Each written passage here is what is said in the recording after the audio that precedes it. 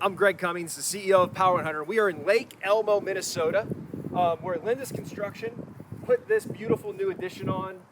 So we're gonna go talk to Bev, she's the homeowner, and we're gonna get a feel for her experience and what she thinks of Lindus Construction. So come on, let's go have a chat. I'm Greg Cummings, the CEO of Power100, and we are here with Bev. She is in Lake Elmo, and so am I, for that matter. And we're sitting in your all seasons room that Lindus Construction made for you guys. First of all, Bev, thank you for having me in and letting us come into your house and look at the project and talk to you. What was the reason that y'all were like, we need to build this sunroom? Primarily, it was for a little bit more room, for a room where I can sit here in the wintertime and watch it snow. I can sit here in the summertime and watch everybody play on the lake, and I can open up all the windows and feel like I'm outside. So that's why we did it. How did you start the finding process, the interview process with the contractors? How did you know where to go and who to kind of have out to the house and get, quotes from? Lindus is always on top of our list because they had done our metal roof, and they had done a really good job. They were very careful. They worked with us on schedule. And so we wanted to continue the metal roof. And so they were kind of like number one on our list to call because they had done well with us doing our roof and gutters. And then we had a couple of other parties that either a neighbor recommended or somebody else recommended. So I think we talked to, 3 different parties. And we ended up going with Lindus because the 2 people that worked with us on the design were willing to work with us. Just like Lindus takes care of their community, you wanted to make sure you guys took care of your friends a little bit as well, right? Yep, exactly. So my husband was a small business owner. He had relationships with some other parties that were contractors. And so we wanted to have them. It isn't just the construction of it, it's living with it after it's here. If something goes wrong, do you have the relationships that can come and fix it? So when we started talking with Lindus, we said, we want to do this project, but we have certain parties that we want to have do pieces of the work. And there was not even a hesitation. They said to us, you know what? You put together who you want to have do other pieces. And then they said, we have a schedule that, we don't want you to slow us down. So if you can fit into those schedules or somewhere around there, we'll work with you on it. But yeah, we'll do that. How was the construction element of this? How bad did it disrupt you? Did it go long? What was that like? They worked with us on start date because they came out and marked it. We could move any utility things that we had to move, irrigation that we had to move, pond stuff that we had to move.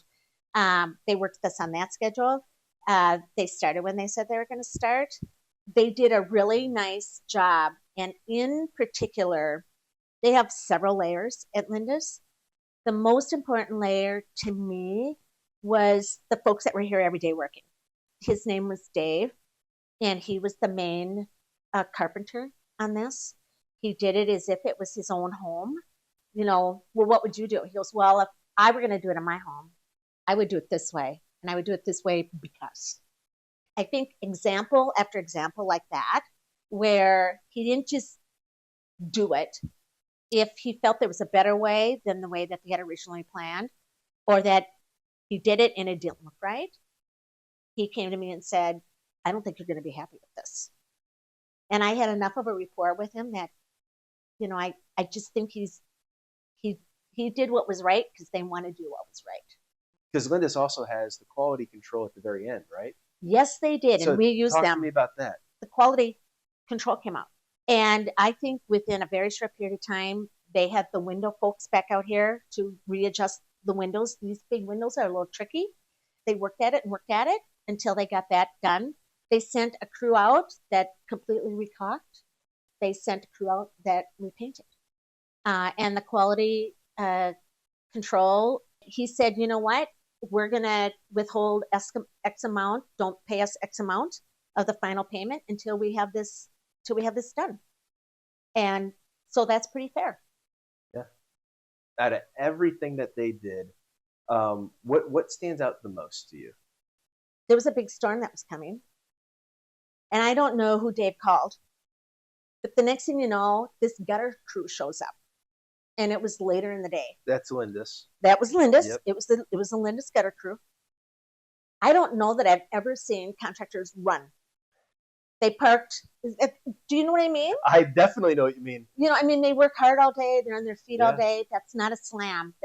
And I tell you what, these guys, they whip in the driveway. There was 2 trucks, and they just went to town, right? But they came because of where the water would have come, and it would come right down and right in downstairs into a door that would have come right into the basement.